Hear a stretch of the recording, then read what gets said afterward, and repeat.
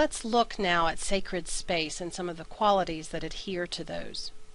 What makes a space sacred? There are actually two ways to think about space and the qualities that surround it. Either it is space where something has happened in the past that made that space special. So the supernatural itself is evoked simply from the fact that something has occurred there in the past. That's called aniconic, which means it's not associated with any particular image or any kind of tangible symbol, but it is instead affected simply by the experience of what has happened there. The second way that a space can become sacred is through the idea of image. When there is an image that's associated with an area, it is referred to as an iconic space.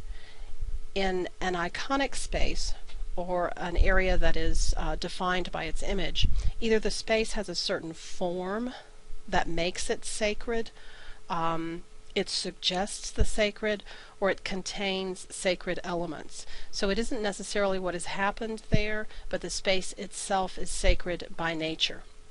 Remember, however, that many spaces are a mixture of both of these. Here are some examples in the next couple of slides that will allow you to consider what I'm talking about.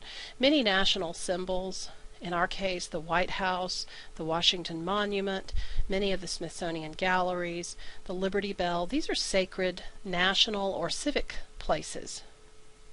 And then there are also religious sacred places. In this case you're looking at the Wailing Wall in Jerusalem, which was the original wall of the Temple of Solomon. Here are Orthodox Jews praying at the wall.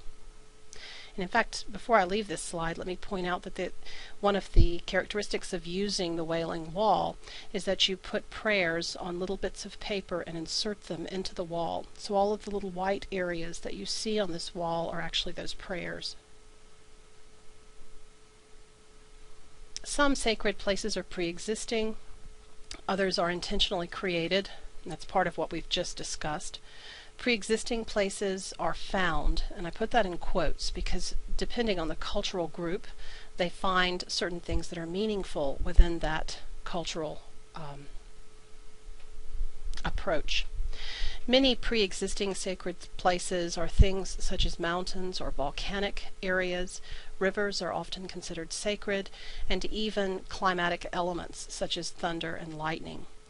This reference to using natural elements as sacred is referred to as henotheism, and many ancient people were henotheistic, meaning they believed that their gods or spirits were found within the land itself. Other areas are created as being sacred. In indigenous societies, villages are most commonly laid out in a form which is believed to represent the ideologically to represent the religious or sacred world itself. So in the example of the Yanomamo, they have a village construction that's called a shabono. And the shabono is made in an elliptical form, so it's almost like an egg, and different families live under the eaves all along that form. In fact, here's a picture of one. Families live all throughout this area. This is called the shabono, and then there's a village plaza or an open public place in the middle. To the Yanomamo, this form, the way in which they live here on earth, is a mirror reflection of the form that's found in so-called heaven or the supernatural realm.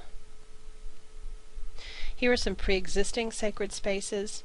Iguazu Falls, very, very important to various indigenous groups in South America. You see Mount Fuji in Japan, which continues to have great significance, and you read about this in one of your articles for this week. Ayers Rock, which is now known as Uluru by the indigenous term, is an extremely significant site in Australian Aboriginal Dreamtime.